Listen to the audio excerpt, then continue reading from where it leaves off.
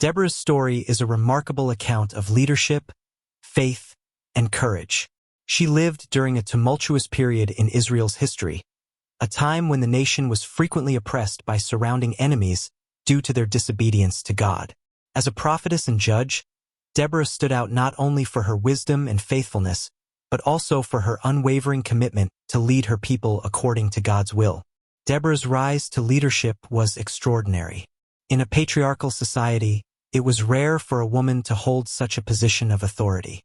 Yet Deborah's wisdom and prophetic insight drew people to her. She held court under the palm of Deborah, located between Ramah and Bethel in the hill country of Ephraim. There, the Israelites came to her to resolve disputes and seek guidance. The palm of Deborah became a symbol of justice and divine guidance during a time when the nation struggled to maintain its covenant with God. At that time, the Israelites were under the harsh rule of King Jabin of Canaan and his military commander, Sisera. Sisera's army was formidable, boasting 900 iron chariots that struck fear into the hearts of the Israelites. These chariots represented technological superiority and military dominance, making Sisera's forces seemingly invincible. After 20 years of oppression, the people cried out to God for deliverance, and he answered through Deborah. Deborah received a divine message instructing her to summon Barak, a military leader, and deliver God's command. Take 10,000 men of Naphtali and Zebulun and lead them to Mount Tabor. I will draw Sisera, the commander of Jabin's army, with his chariots and troops to the Kishon River and give him into your hands. Mount Tabor was a strategically significant location, providing a vantage point for the Israelite forces to prepare for battle. Barak agreed to go but insisted that Deborah accompany him.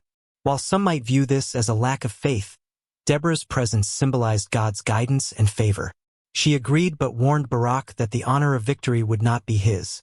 Instead, the Lord would deliver Sisera into the hands of a woman. This statement highlighted Deborah's prophetic insight and foreshadowed the role Jael would play in the unfolding events. True to God's word, Barak led the Israelite forces to Mount Tabor. When Sisera's army arrived at the Kishon River, the Lord caused a great panic among them. A sudden downpour turned the battlefield into a muddy quagmire, rendering Sisera's iron chariots useless. This unexpected rainstorm demonstrated God's control over nature and his intervention on behalf of his people. The Israelites overwhelmed the Canaanite forces, and Sisera fled on foot. Sisera sought refuge in the tent of Jael, the wife of Heber the Kenite. The Kenite were a nomadic tribe allied with King Jabin, which may have given Sisera a false sense of security.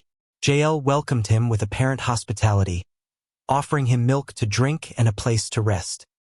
However, while Sisera slept, Jael took a tent peg and hammer and drove the peg through his temple, killing him. This act of courage and cunning fulfilled Deborah's prophecy and secured Israel's victory. The victory over Sisera and the Canaanites brought peace to Israel for 40 years. Deborah's leadership, faith, and willingness to obey God played a pivotal role in this triumph. She celebrated the victory with a song of praise, known as the Song of Deborah, which is recorded in Judges 5.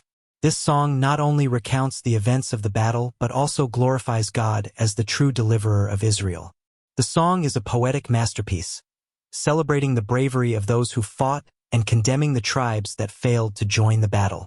It also highlights the unity and courage needed for God's people to overcome adversity.